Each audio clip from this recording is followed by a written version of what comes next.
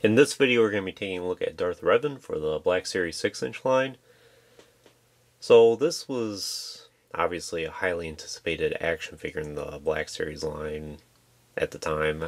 This came out in 2016, and I do recall I probably was one of the first people in North America to really get a hold of this. I know I got it, I think, around October or November of 16, and that was much earlier compared to most people.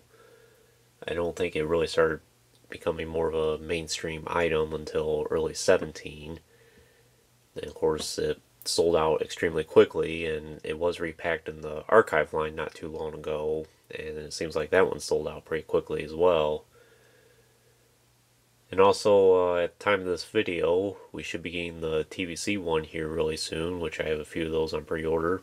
As far as I could tell, it's basically the same exact thing as this, just scaled down to 3 3/4 inch, and maybe some updates on the paint apps, and maybe just a slightly different sculpting work, but more or less it's basically the same exact action figure. But I really like this. It's a very nice figure of Revan. I would say it's probably more accurate to Darth Revan as how he appears in Knights of the Old Republic compared to the 3 3/4 inch one, which I do have reviewed on the channel. I also have right here for comparison purposes. I really like this action figure, and I'm always going to cherish it. And I think for Revan, it's good enough to get the point across. But as you can see, there are some major differences between the two.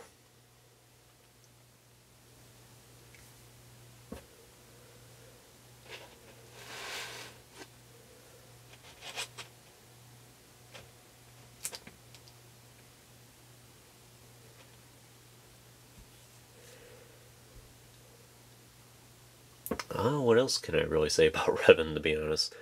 He is one of my favorite characters from the expanding universe. Knights of the Old Republic is one of my favorite Star Wars video games and favorite video games in general. Personally, I'm a bigger fan of KOTOR 2 over the first one.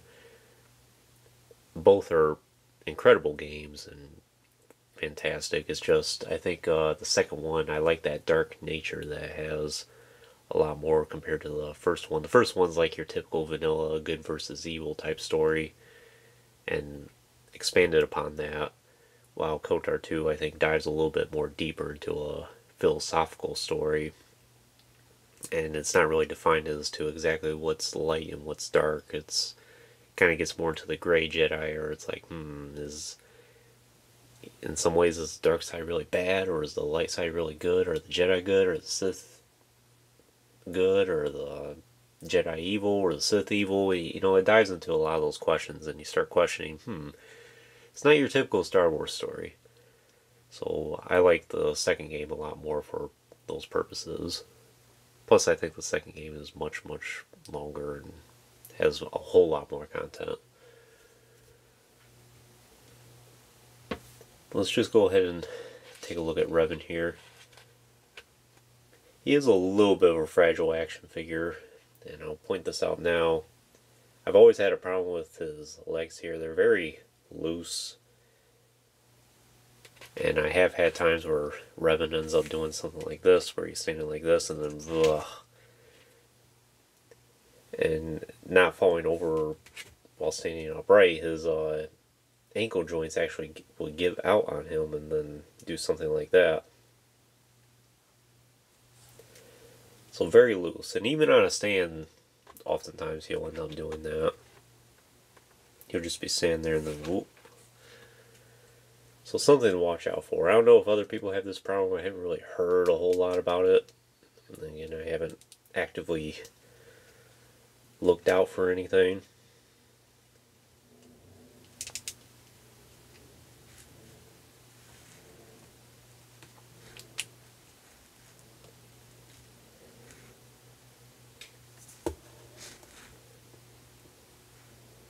So very nice detailing in his mask there. I think it's a Mandalorian mask of some sorts. It has some weathering and it has some deans in it. Nice detailing in his armor there. It's a very nice color as well. Kind of has like a goldish brown color to it. And his belt looks really nice. And the loincloth here.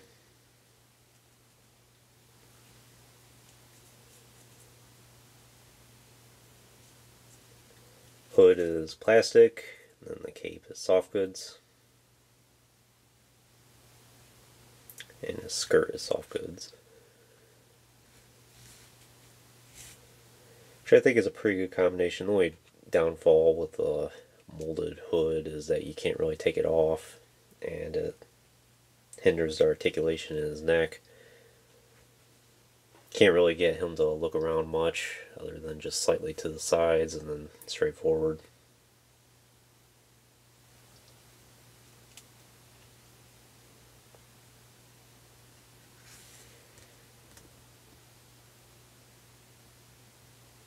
And then speaking of articulation, he does have a hinged neck. You can see that in there.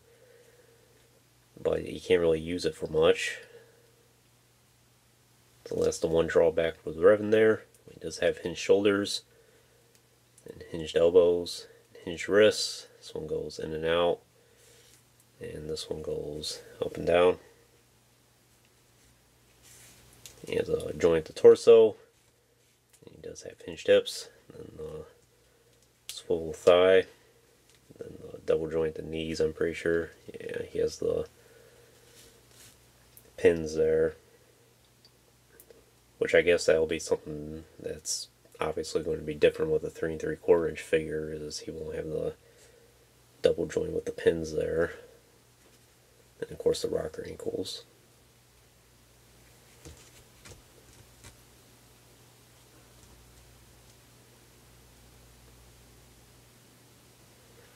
In terms of weapons and accessories, it comes with red lightsaber, which I think is more signature for Revan. Not too fancy of a hilt.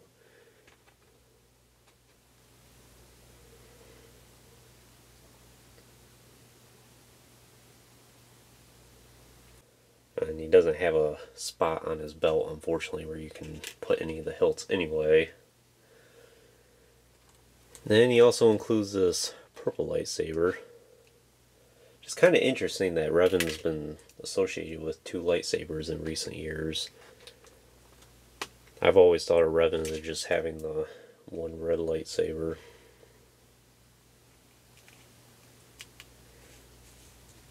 Like that. Makes more sense to me. Oftentimes I do display them like that.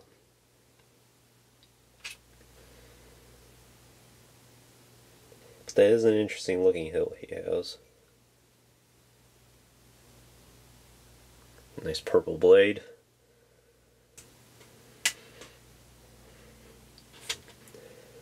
That one's much easier to take off. I suppose if you did want to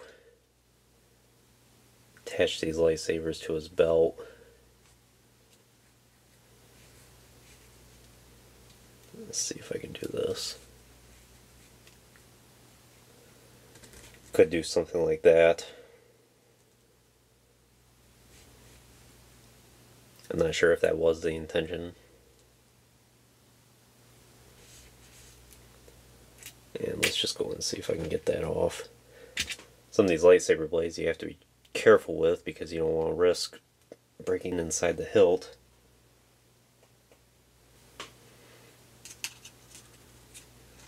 Alright. And let's see here.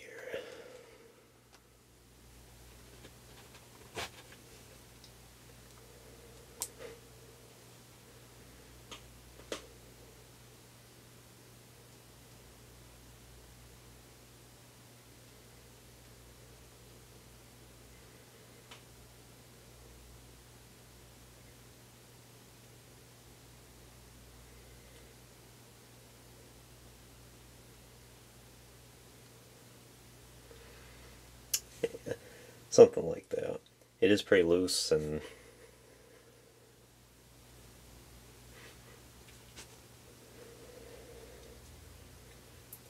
yeah, something like that. It is pretty loose, so be careful if you position his legs a certain way. They may fall out on you. That does look pretty good.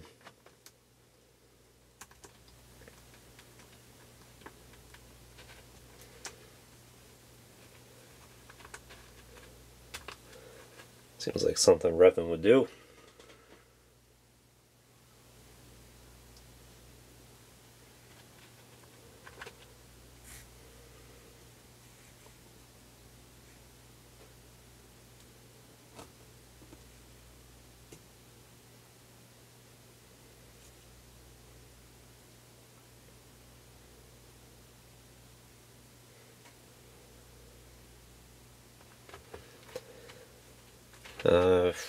What else is there to mention? His robes are very tattered at the ends, which is a nice detail. His skirt is very tattered at the ends as well. Looks really good. And his boots are really interesting in design as well. Looks like if he kicked someone in the face, I think they would have a bad day.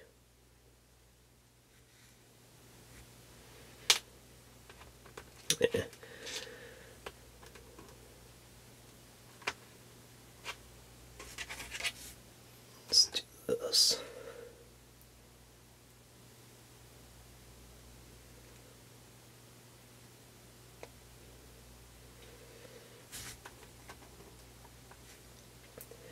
But yeah, I think that's really all there is I can tell you about the Black Series Revan.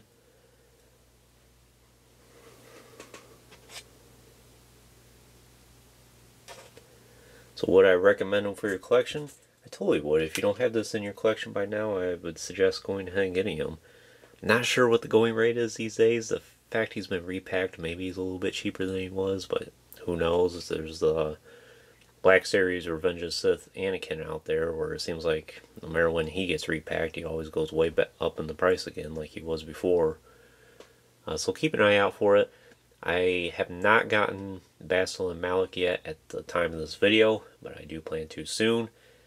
$27 for both of them, or each of them. It's just, even for Bastila and Malak, two important characters to me, it's like $27 for an action figure. That's a lot to ask for.